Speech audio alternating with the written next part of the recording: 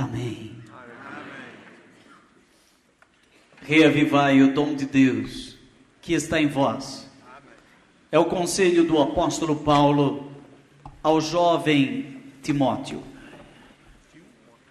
Paulo, durante toda a sua vida, havia passado pelas comunidades de Corinto, de Éfeso, a comunidade dos Gálatas. Nós acabamos de ouvir na pregação da manhã a comunidade dos Filipenses, Filipos. E ele exortava comunidades, algumas até com várias cartas. As que restaram estão no Novo Testamento, por exemplo, a primeira carta aos Coríntios, a segunda carta aos Coríntios. Algumas, com certeza, de Paulo, outras da comunidade paulina, que se relembrava dos conselhos de Paulo, talvez até de alguma carta perdida. Mas ao chegar ao fim da vida, Paulo já não escreve para comunidades, para grupos. Ele escreve para pessoas. Como hoje, ele quer falar para nós. E o tema desta 40ª Assembleia do Renovamento Carismático Católico, reavivai o dom de Deus que está em vós, é retirada da segunda carta de Paulo a Timóteo, capítulo 1, versículo 6. Muito bem, já é a segunda carta. Nela, Paulo praticamente faz o seu testamento espiritual. Ele vai dizer: combati o bom combate, guardei a fé. Para mim está reservada a coroa imperecível da glória. Falamos de manhã de Moisés, até relembrando o padre José da Lapa. E falamos de Josué, que somos nós, que estamos na terra da promessa, que atravessamos este rio Jordão e chegamos aqui na 40ª Assembleia do Renovamento Carismático. Nós somos, portanto, Josué. E agora temos outras duas figuras. Temos Paulo, que seria o Moisés, e temos Timóteo, que é esse Josué, o herdeiro espiritual de Paulo, aquele que vai continuar a sua obra. Só que o jovem Timóteo, que havia feito a experiência do carisma já jovem, muito novo, quase criança, ele havia se acostumado às coisas de Deus, acostumou-se ao seu batismo, acomodou-se. E agora Paulo olha para ele e diz: meu irmão, meu filho, reinflama, reanima, agita este carisma que está em ti. Vamos ver o próprio texto de Paulo. Paulo, apóstolo do Cristo Jesus, pela vontade de Deus, segundo a promessa da vida que há no Cristo Jesus, a Timóteo, meu querido filho, graça, misericórdia e paz da parte de Deus Pai e do Cristo Jesus nosso Senhor. Dou graças a Deus, a quem sirvo com a consciência pura, como aprendi de meus pais, quando sem cessar, noite e dia, faço menção de ti nas minhas orações. Só aqui já poderíamos parar e continuar a pregação. Paulo faz uma saudação mística ao jovem Timóteo e depois revela que diariamente na oração à noite recorda-se dele. Que bonito quando nós nos recordamos uns dos outros na nossa oração. Até das pessoas difíceis, até daquelas pessoas com quem temos alguma dificuldade. Eu tenho ensinado as pessoas a rezarem o terço dos amigos. Na segunda parte da Ave Maria, rezar assim: Santa Maria, Mãe de Deus, rogai pelo Osvaldo, que eu rogo também. E assim, nas 50 Ave Marias, você vai incluindo o nome de 50 pessoas. Quem sabe das pessoas do Pneuma Vita, vai rezando: Santa Maria, Mãe de Deus, rogai pela Emília, que eu rogo também, né? Rogai pelo Pedro, que eu rogo também. Rogai pelo Quinho. Cadê o Quinho? Ali está o Quinho, não tinha te visto ainda. Tudo bem? Graça e paz da parte de Deus. Está quietinho, Quinho. Está bem, mas está bem, está com saúde? Muito bem. Então, é assim, Paulo tem esta relação personalizada, sorridente, como diz o Papa Francisco, a cultura do encontro. lembrando-me de tuas lágrimas, sinto grande desejo de rever-te, e assim encher-te de alegria.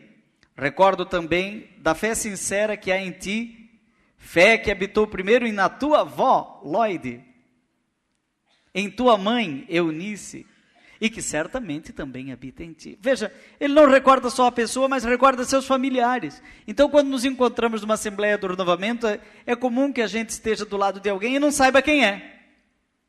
Essa pessoa que sai do seu lado, você sabe quem é? Sabe o nome? Se não sabe o nome, pergunte o nome dela agora. Vai ficar uma assembleia inteira do lado de uma pessoa sem saber quem ela é? Isso não é possível. Se possível, pergunte o nome da avó, do avô, onde trabalha, se está feliz. É isso aí. Vejam, a igreja de Jesus Cristo precisa ser uma família. O Espírito passa em nós por esses laços familiares de amizade. Não somos mais apenas amigos. Pelo sangue de Jesus, somos fraternizados. Opa! Somos batizados, santificados, feitos um só corpo. Portanto, já não somos mais só amigos, somos irmãos.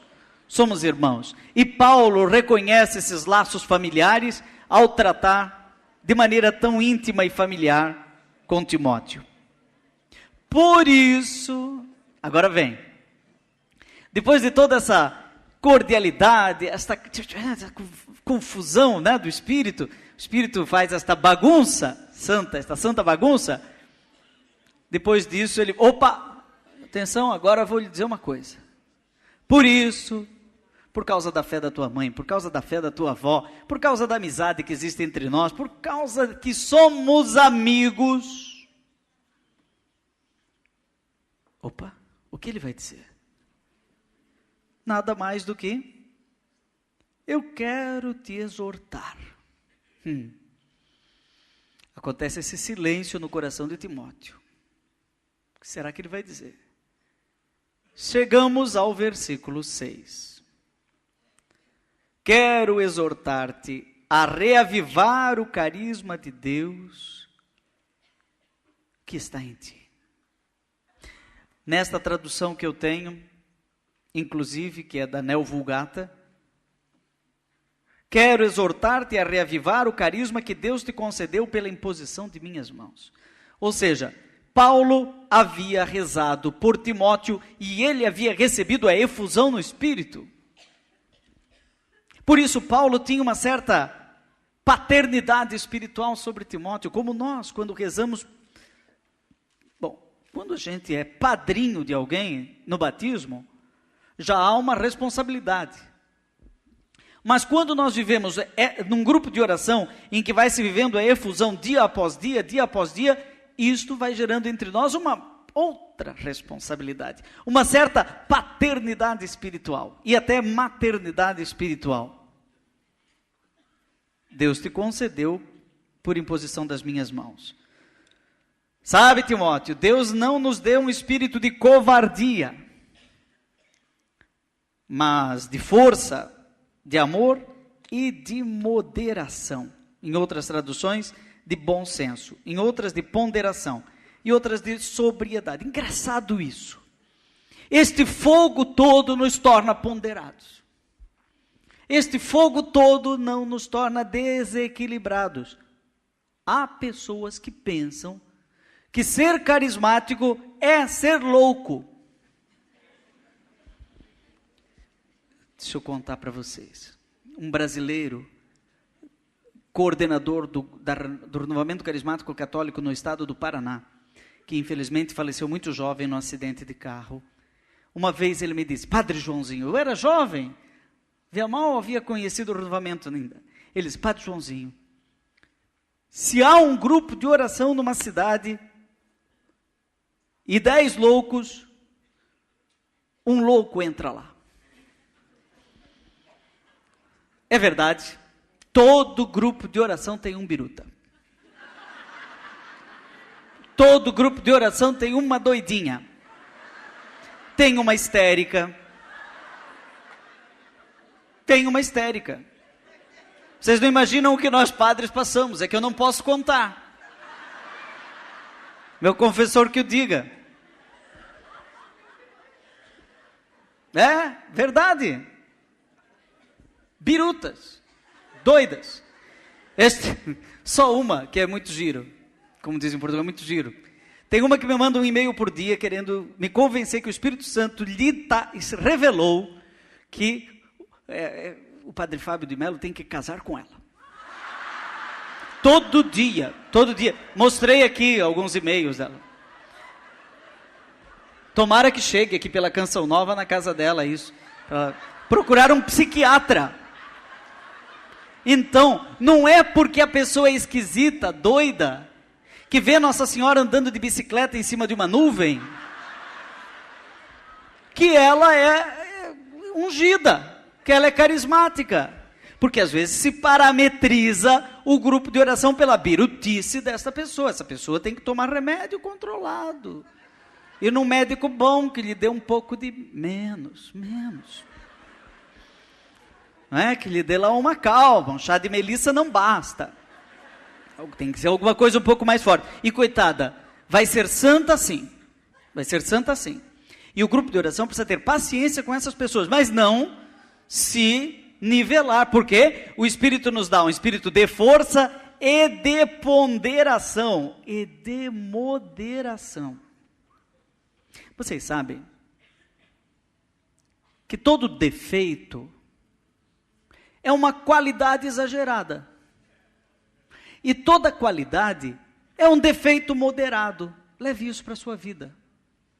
Por exemplo, quando eu era criança, jovem, no seminário, 12, 13 anos, um dos meus formadores mandou escrever um catálogo de problemas pessoais. E havia lá um problema, vários problemas. E ele dizia o seguinte: problema que você tiver dos 230 problemas, coloque um X. Se for grande, coloque um círculo em torno do X. Se for muito grande, coloque 2 círculos.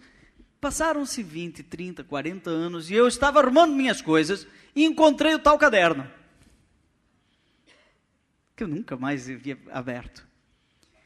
E então fui procurar quais eram os problemas que eu tinha na infância. Eu não vou contar todos. Vocês nem podem me dar absolvição depois. Quem sabe para Demetria depois. Mas havia lá um problema que era o seguinte: ser teimoso, obstinado. E um outro, vou contar só 2. Ser distraído. E eu fui observando, fazendo um exame de consciência na minha vida, e vi que a perseverança é uma qualidade, é ou não é? Olha o caso da velhinha do evangelho de hoje que nós ouvimos aqui. E lá, ficou lá na porta do juiz, insistindo, até que o juiz, eu vou atender pelo menos para ela parar de me encher. Não é isso? A gente ouviu, Jesus contou no evangelho. Ela foi perseverante. Mas se você exagerar na perseverança, se tornará teimoso, e a virtude, a qualidade da perseverança se torna o vício, o defeito da teimosia.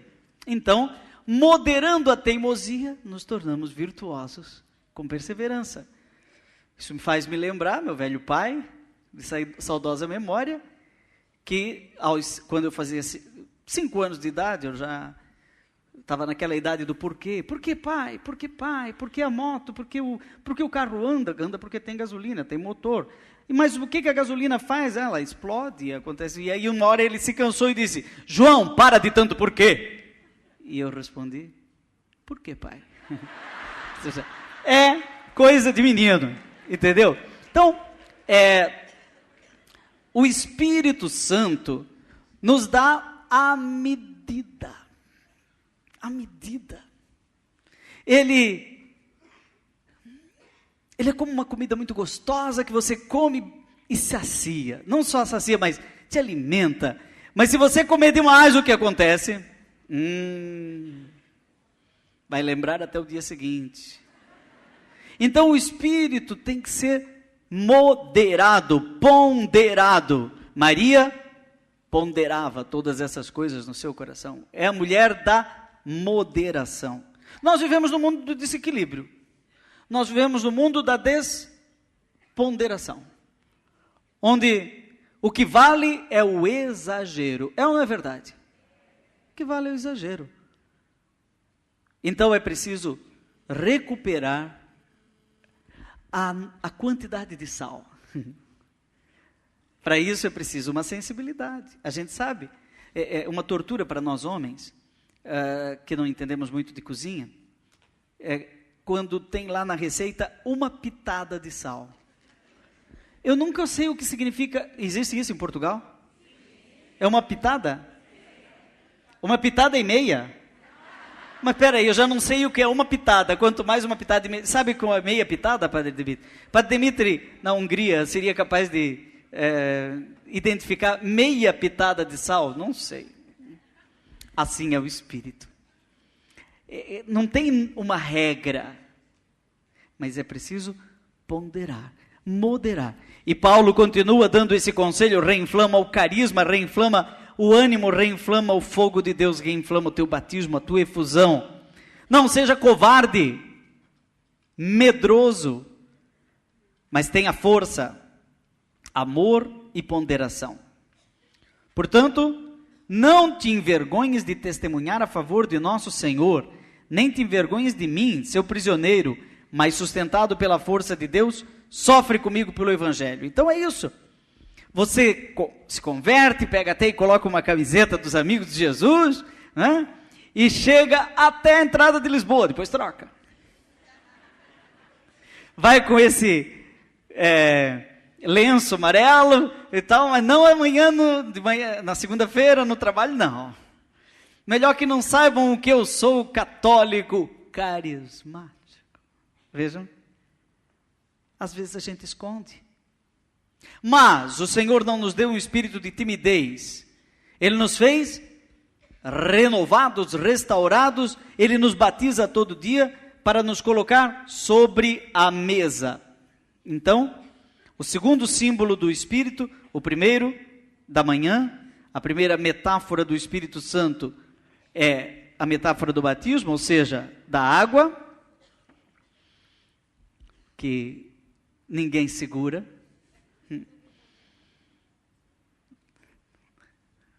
Dom Maurílio estava a ouvir aquela parte da pregação, em que a Anabela não conseguiu segurar a água, né?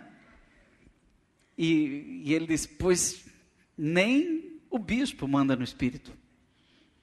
O bispo não dá um decreto, ordena ao Senhor Espírito que unja todos os católicos da minha diocese. Não dá. O Espírito sopra onde quer, quando quer e como quer, e por meio de nós ele vai saindo e atingindo a outros. Mas o Espírito não é só a água que sacia, a água que lava, a água que refresca, a água que dá vida. O Espírito é Espírito de vida. Ele é chamado no credo niceno-constantinopolitano como aquele que é Senhor e dá a vida. Mas o Espírito não é apenas o vivificador. Ele é também aquele que nos dá... Opa, mas está apagado. O fogo. Exatamente assim são alguns católicos. Tem até a vela. Tem o catecismo. Eu pergunto, você tem Bíblia em casa? Quem tem Bíblia em casa, levante a mão. Uma pessoa que me disse assim, eu tenho a Bíblia aberta, no Salmo 90. Eu não sei por que as pessoas têm essa superstição, sempre deixar no Salmo 90. No Salmo 90, já fazem 5, 6 anos que ela está aberta no Salmo 90. Eu imagino que as moscas daquela casa são muito católicas.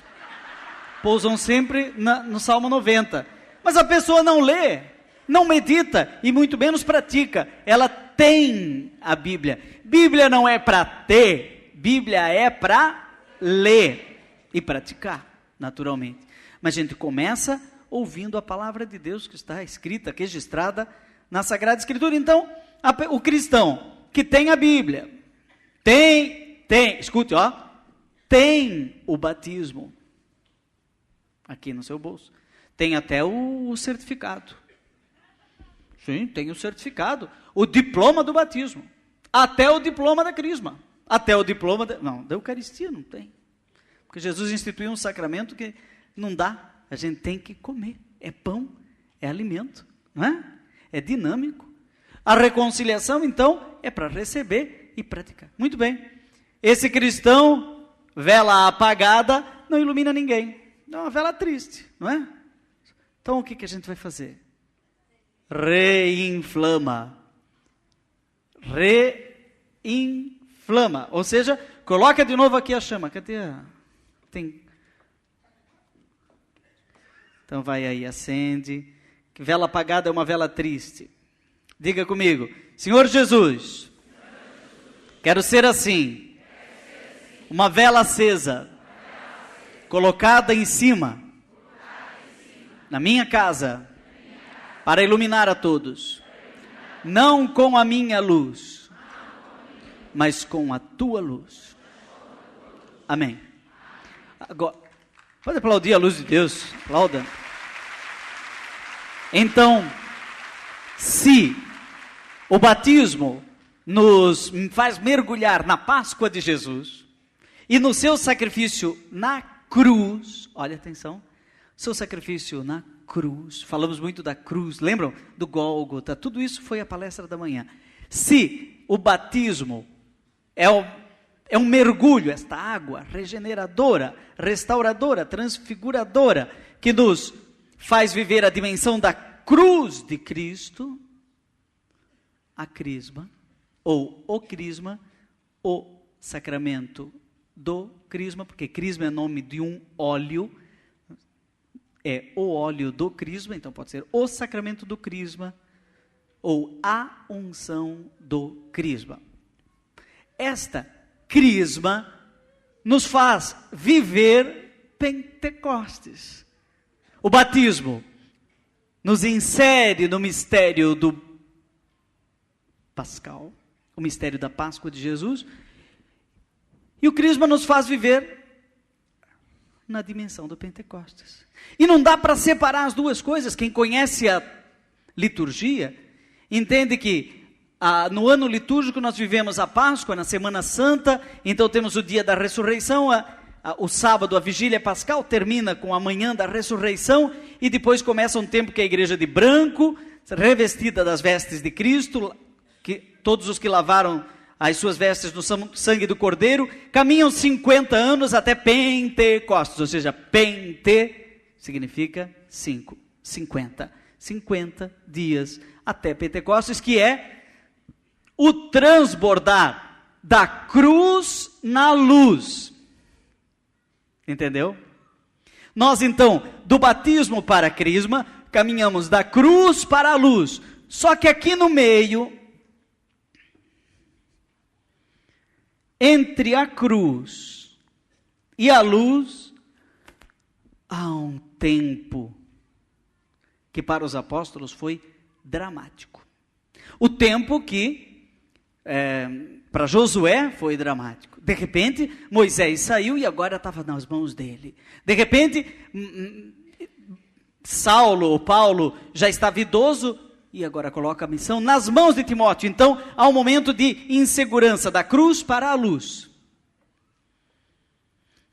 Pode ser o seu tempo de viver como discípulo e depois se tornar missionário, porque o sacramento da cruz é o sacramento do discípulo, aquele que aprende. E o sacramento da luz é o sacramento do missionário, aquele que vai evangelizar, vai iluminar.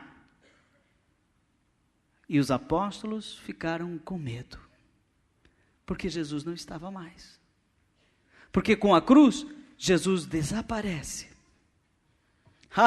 Ele até diz assim na hora da ascensão: olha, eu estou indo, tchau, talvez sintam saudade, mas eu enviarei o meu Paráclito, o meu Espírito, que vos ensinará todas as coisas, e vos recordará tudo o que eu disse. Eu enviarei o dínamo do céu.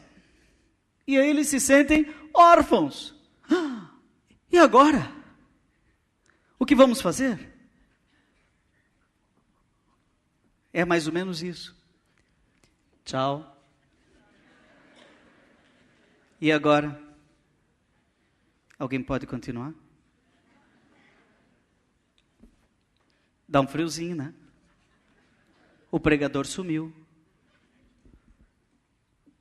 Imagina num avião, de repente o piloto sumiu. Ninguém sabe o que faz. Não é? Então dá uma sensação de medo, de insegurança, que provavelmente o Timóteo estava vivendo. Imagina, não seja covarde, Paulo disse para ele. Tenha coragem, porque Deus te deu um espírito de ousadia. E então vamos recordar como aconteceu. Quando chegou o dia de Pentecostes, os discípulos estavam todos reunidos no mesmo lugar. De repente veio do céu um ruído como um vento forte, que encheu toda a casa onde se encontravam, e então apareceram línguas como que de fogo, que se repartiram e pousaram sobre cada um deles.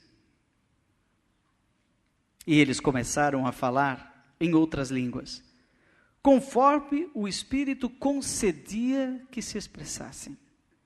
Residiam em Jerusalém judeus devotos de todas as nações que há debaixo do céu. E quando ouviram o ruído, reuniram-se à multidão e todos ficaram confusos, pois cada um ouvia os discípulos falarem em sua própria língua. Cheios de espanto e de admiração, diziam: mas esses homens que estão falando não são todos galileus? Como é que nós os escutamos na nossa língua de origem? Nós que somos partos, medos, elamitas, habitantes da Mesopotâmia, da Judéia até do Algarve, da Capadócia, do Ponto e da Ásia, da Frígia e da Panfilha, do Egito e da parte da Líbia próxima de Cirene, e os romanos aqui residentes, judeus e prosélitos, cretenses e árabes, todos nós os escutamos anunciando as maravilhas de Deus em nossa própria língua. E todos estavam pasmados e perplexos, diziam uns aos outros: o que significa isso? E alguns caçoavam: estão bêbados, beberam vinho doce. Palavra do Senhor. Veja que esta certidão de nascimento da Igreja Católica, do cristianismo, é marcado pelo medo de alguns apóstolos que estão escondidos numa sala, num grupo de oração, e Maria estava lá. Maria estava no meio deles, com as velas apagadas e com a ausência do mestre, com a memória de que ele havia de mandar um espírito, um fogo novo, um carisma, e que daria os carismas como ferramentas do Espírito. E de repente, o Senhor enviou do céu como que línguas de fogo, que pousaram sobre eles e os inflamaram.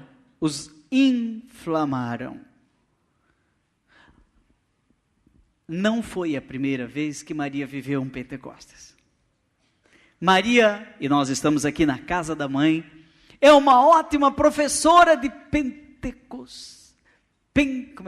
pneumatologia. Mais do que isso, é pentecostologia? Eu sou professor de pneumatologia, mas nós queremos agora aprender Pentecostes.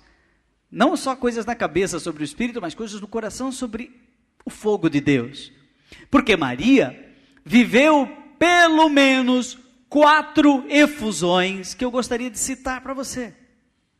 Quais teriam sido as 4 efusões de Maria? Os 4 Pentecostes, os 4 batismos no Espírito de Maria.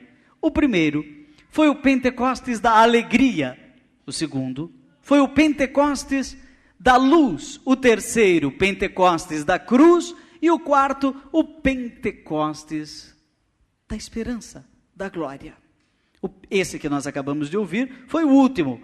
Mas qual teria sido o primeiro? O primeiro foi quando em Nazaré ela estava em silêncio, na cozinha ou na sala, em qualquer lugar, não estava na igreja, não estava no grupo de oração, como Zacarias, que foi no templo e voltou de lá mudo porque não acreditou.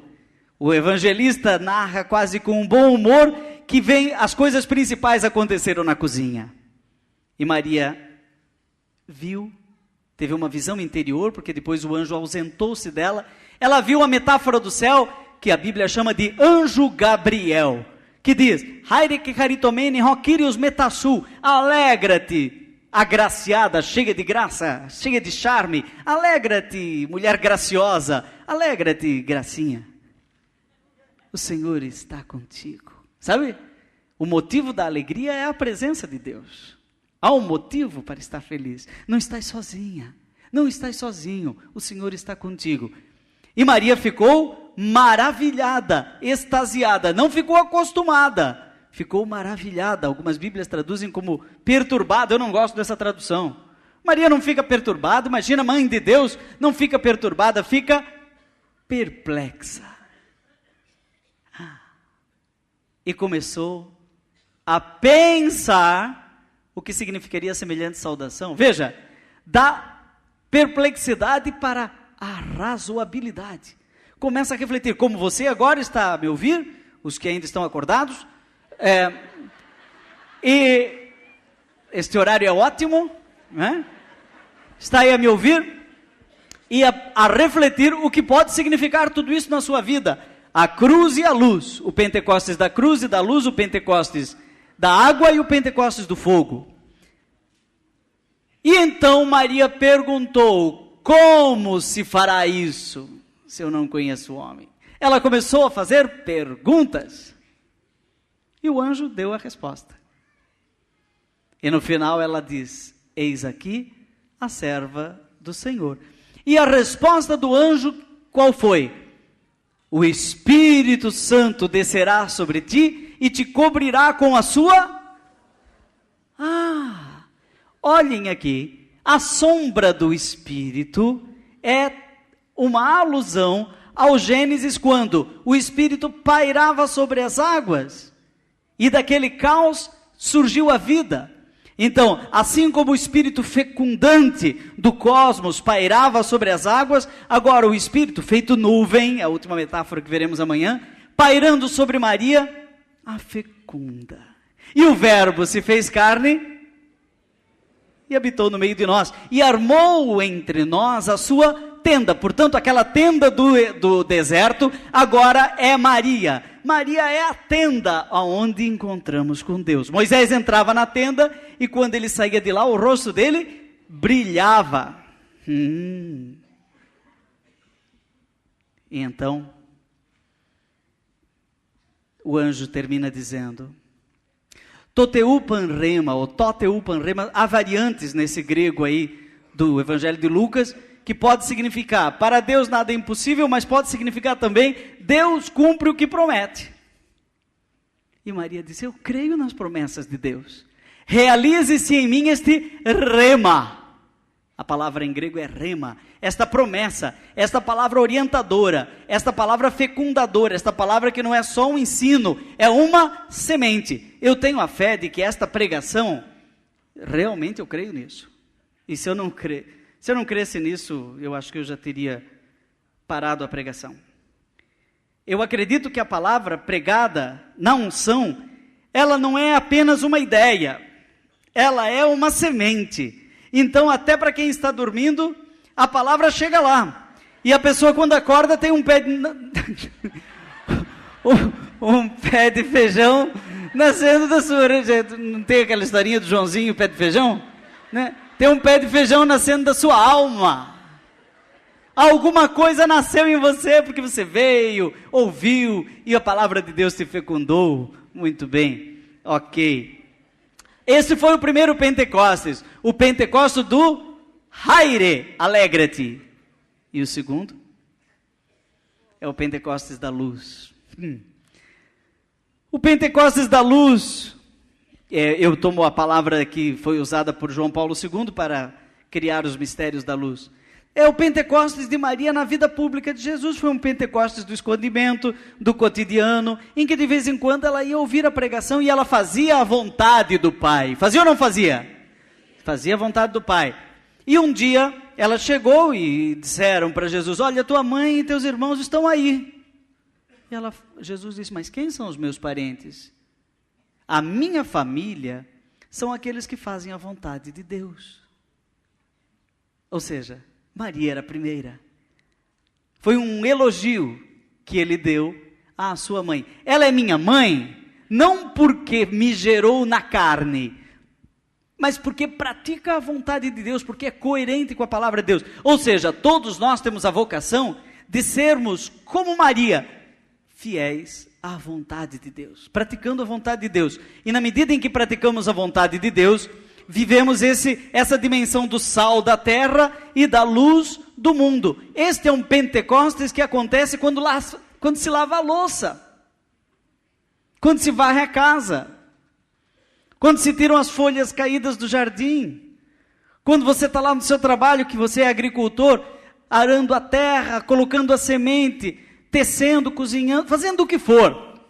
Eu agora pregando daqui a pouquinho, indo de volta para o Brasil, dando aulas na faculdade para os meus alunos, falando aqui para 2.000 pessoas, daqui a pouco falando para 2, falando para 5. Este é o meu Pentecostes da luz. O Pentecostes é a efusão de todo dia, é ser fogo ali onde eu estou. Jesus disse, eu vim trazer o fogo à terra, e queria que ele já estivesse aceso. Portanto, o seu sagrado coração de Jesus, já viram? Tem fogo no sagrado coração de Jesus. É um coração pegando fogo, e este fogo é o Espírito Santo. O terceiro Pentecostes de Maria foi o Pentecostes da cruz. E ela foi fiel de Nazaré até o pé da cruz. E quando ela estava ao pé da cruz, João estava abraçado com Maria, Maria Madalena e a outra Maria, mulher de Cleofas, um pouco mais distantes, não entendiam muito o que estava acontecendo. Maria com fé, João com mística, os dois ali olhando, um soldado traspassou-lhe o lado com uma lança e saiu sangue. João 19. E João, certamente abraçando forte Maria, disse, isso é verdade. Isso que está acontecendo é para que se cumprisse a Escritura. Olharão para aquele que transpassaram. Quando eu for elevado da terra, atrairei todos a mim. No lado, qual é o lado mesmo? É o lado direito, né, Antônio? É o lado direito? Do lado direito de Jesus. Porque o Antônio é cardiologista, ele sempre me ensina aqui. A lança traspassou-lhe o lado direito, né? E aqui pegou o coração. Tem algumas imagens que está transpassado o lado esquerdo. Mas então tem todo um estudo para dizer que traspassou-lhe o lado direito, com a lança. Esse soldado é o São Longuinho. Sabiam disso? Tem aqui o São Longuinho, já ouviram falar? Aquele dos pulinhos? O povo diz São Longuinho, dá 3 pulinhos para encontrar o que perdeu. Isso é tudo superstição. Mas é São Longino, na verdade. Aquele que foi depois para Lanciano, aonde aconteceu o milagre da Eucaristia. Lanciano. O Papa, quando celebra a missa, a imagem maior que está aqui do seu lado esquerdo é de São Longino. Este soldado que fez esse ato macabro de traspassar o lado de Jesus, depois tornou-se um santo, é São Longino. E João teve essa visão de que assim como do lado direito do templo saiu uma fonte onde passava aquele rio, gerava vida, assim também do lado de Cristo, aberto na cruz, nascem a igreja, pelo batismo, e os sacramentos, pela Eucaristia, pelo sangue, a Eucaristia. Os santos padres diziam assim, aquela rocha que Moisés tocou no deserto e de onde saiu água, era Cristo. Aquela rocha era Cristo. Moisés tocou na rocha e saiu água. Do lado aberto de Cristo, dormindo, os santos padres dizem, uma metáfora da morte. Do Cristo dormindo na cruz, nasceu a igreja. Porque de Adão dormindo no paraíso, nasceu a Eva, que foi tirada da sua metade, Sela, da sua costela, se você quiser. Assim também, numa espécie de paralelismo bíblico, Jesus é o novo Adão, do lado do qual nascemos nós. Nascemos do lado esquerdo do peito de Cristo.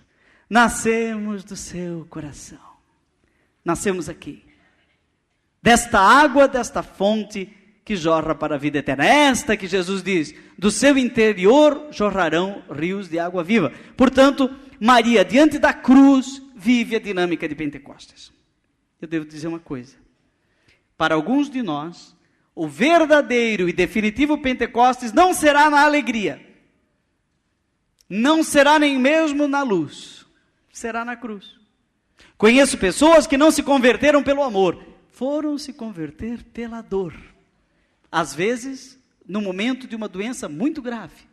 Outras vezes, já numa idade avançada. É pior, porque essa pessoa olha para trás e diz: quanto tempo eu perdi? Santo Agostinho diz: tarde te amei, beleza infinita e sempre nova. Estavas em tudo e eu me apegava às criaturas e não chegava ao Criador. E ele diz: tarde te amei. Foi encontrar Jesus no Pentecostes da dor. E o último é o Pentecostes da esperança, o Pentecostes da glória, quando Maria, junto com os apóstolos, em intercessão, recebe as línguas de fogo. E ali nasce a igreja. Nós temos um sacramento do fogo.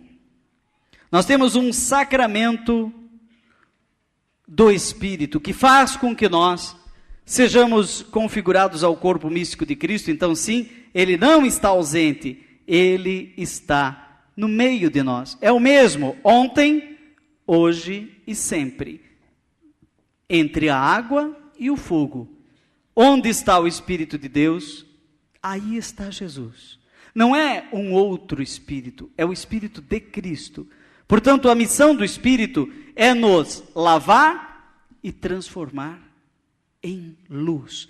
Fazer com que nós tenhamos as águas de discípulo e as luzes de missionários. Não é possível manter esta chama acesa se ela não iluminar. Olha o que muitas vezes a gente faz. A gente acende a lâmpada e diz: Jesus, coloca debaixo de uma tampinha. É tão fácil apagar uma luz. É tão fácil fazer de um cristão uma vela apagada. São tantos ventos. Vivemos o combate espiritual o tempo inteiro. E há muita ventania, muita contrariedade querendo nos apagar. É o relativismo. Como diz o Papa Francisco, é o mundanismo. E as facilidades. E alguns dizem: mas se eu tenho dinheiro, por que preciso de Jesus? Mas se eu já tenho meu carro, para que eu preciso de religião? Mas se eu tenho prazer, para que preciso do Espírito? E aí vamos vendo uma civilização que se diz pós-cristã, mas é uma civilização triste. E surge então, de novo, vamos acender. Precisa alguém com fogo acender um ao outro. Então, jovem acendendo jovem, família acendendo família. Continua havendo vento. Vai ter dificuldade. Mas o Senhor quer restaurar, reanimar, reinflamar o carisma de Deus que está em nós. E Maria reza: minha alma engrandece o Senhor, meu espírito exulta em Deus, meu Salvador. Ele foi a minha força. A mesma coisa que Moisés, depois de atravessar o Mar Vermelho, disse: o Senhor é minha força e meu canto. Ele foi o meu libertador. O Magnificat mostra que é próprio do cristão, o cristão de fogo, viver os carismas, mas também viver no louvor. É próprio do renovamento carismático católico exercitar determinadas ferramentas típicas. Uma delas são os carismas. São ferramentas, é o garfo e a faca do cristão carismático. Mas tem uma outra que é o louvor. Então é preciso exercitar-se no louvor, porque o louvor antecipa o céu. No céu nós só faremos isso. Nós precisamos exercitar-nos no louvor, no elogio. E não só a Deus, também às pessoas. Mas às vezes nós somos mais hábeis na crítica. É ou não é verdade? Mais hábeis na severidade. Oh, não está tão bem. Mas veja que dia bonito. Mas tem uma nuvem. Ah, mas veja como a assembleia... mas aquele microfone naquela hora não funcionou.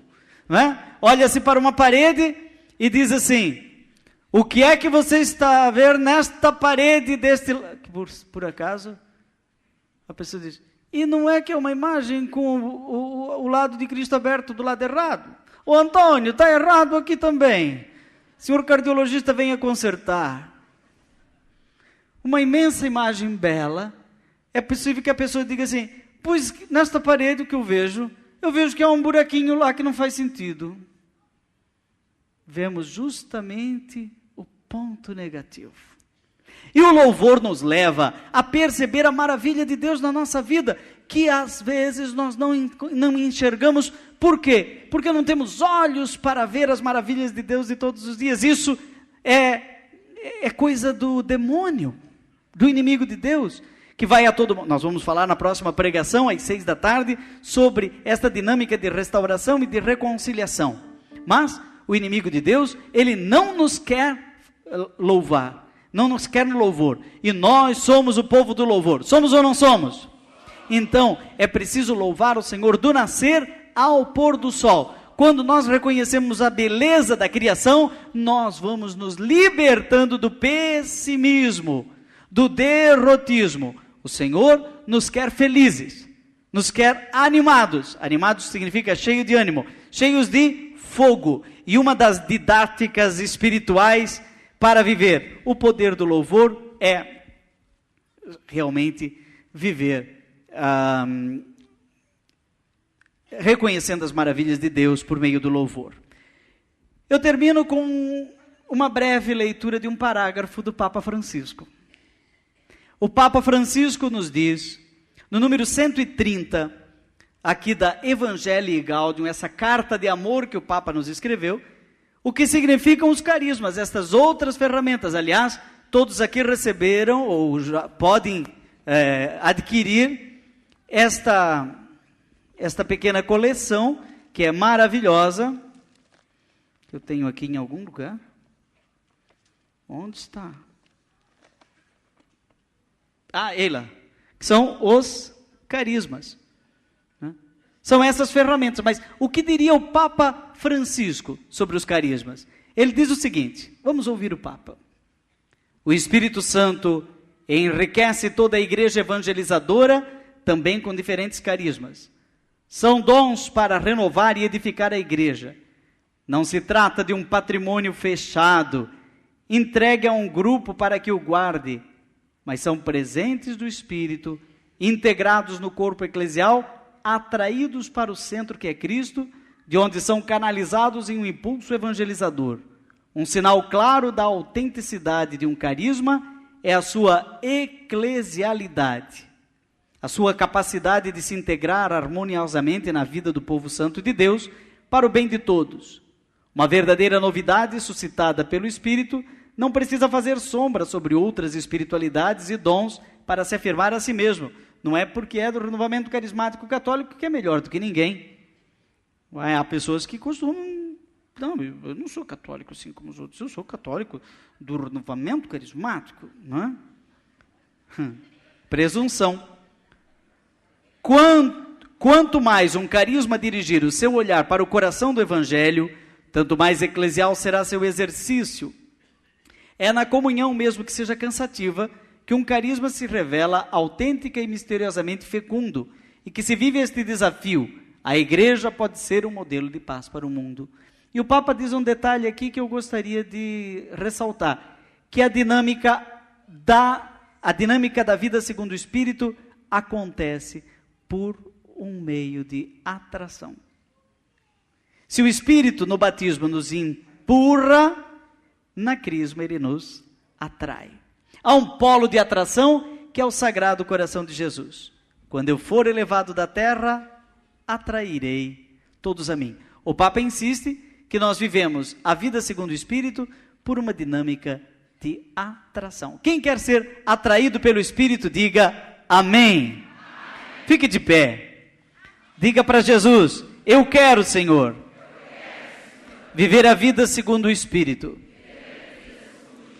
Leva-me com este fogo até os teus braços, até a dimensão da tua vida, da tua transformação.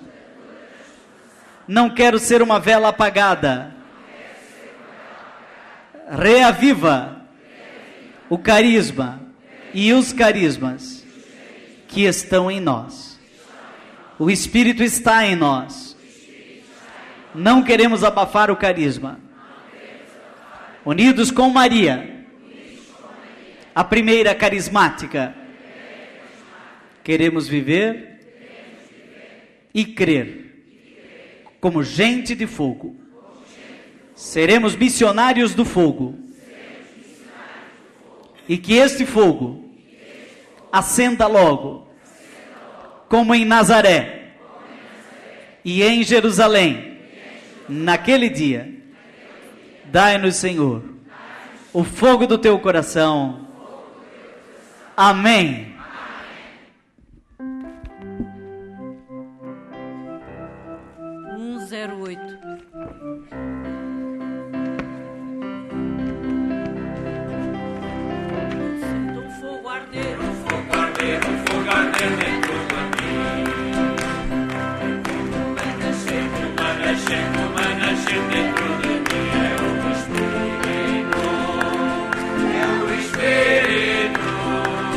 É o Espírito